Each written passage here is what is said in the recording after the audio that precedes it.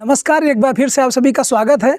जैसे जैसे लोकसभा के चुनाव नज़दीक आ रहे हैं वैसे वैसे प्रत्याशियों के साथ साथ जनता का भी धड़कनें बढ़ी हुई हैं। जिले में जहां पर भारतीय जनता पार्टी ने निषाद पार्टी के विधायक डॉक्टर विनोद कुमार बिंद के जैसे ही प्रत्याशी बनाया, वैसे ही भदोही जिले के आवेदकों को जो संभावित प्रत्याशी थे उनके सपने जैसे टूट गए हैं। और जैसे ही उनका सपना टूटा, अब लगता यही है कि यहाँ पे आंतरिक कलह इतना बढ़ गया है कि जिनको प्रत्याशी बनाया गया है कहीं ये आंतरिक कलह उनको लेके ना डूब जाए। कुछ इस प्रकार से हो रहा है। वही लोकसभा सीट से इंडिया गठबंधन के तौर पर समाजवादी पार्टी और टीएमसी के तरफ से ललितेश पति त्रिपाठी को भदोही लोकसभा से प्रत्याशी बनाया है। उसी प्रकार से भारतीय जनता पार्टी ने मझवा से विधायक निषाद पार्टी के डॉक्टर विनोद कुमार बिंद को भदोही से प्रत्याशी बनाया है। और प्रत्याशी बनाए जाने के बाद आपस में जो सिरफिटौल हो रहा है, क्या इसका फायदा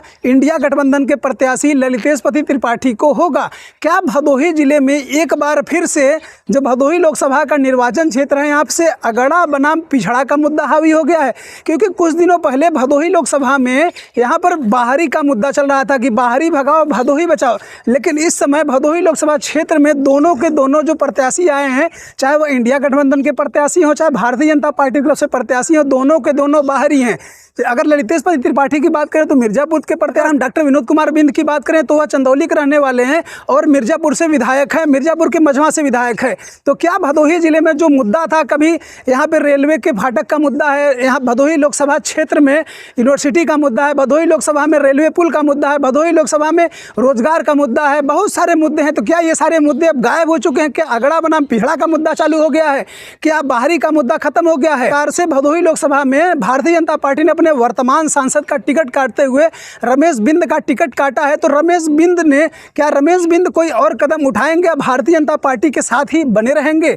कुछ सूत्र यह बता रहे हैं कि अगर भारतीय जनता पार्टी ने रमेश बिंद का जिस प्रकार से टिकट काटा है, हो सकता है और रमेश बिंद भी कहीं और अपना दाल गलाने की कोशिश करेंगे। भदोही लोकसभा सीट जो है वो अगना बनाम पिछड़ा हो चुका है, क्योंकि यहाँ से लगभग 150 संभावित उम्मीदवारों की सूची गई थी, जिसमें तो 2-3 नाम ही फाइनल किए गए थे। हमने पहले भी बताया था आपको कि यहाँ से 2-3 नाम ही ऐसे हैं, चाहे वह डॉक्टर विनोद कुमार बिंद का हो, रमेश बिंद का हो, रंगनाथ मिश्रा का हो।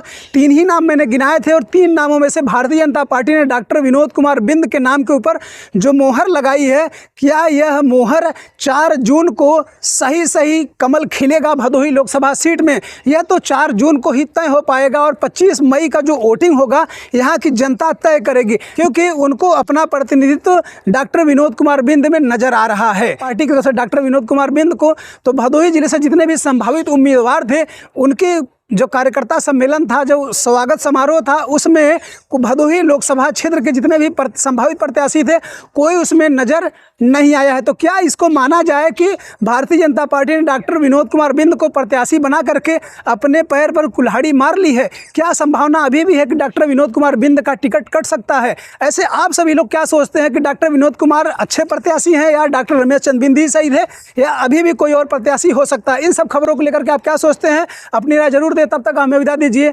नमस्कार।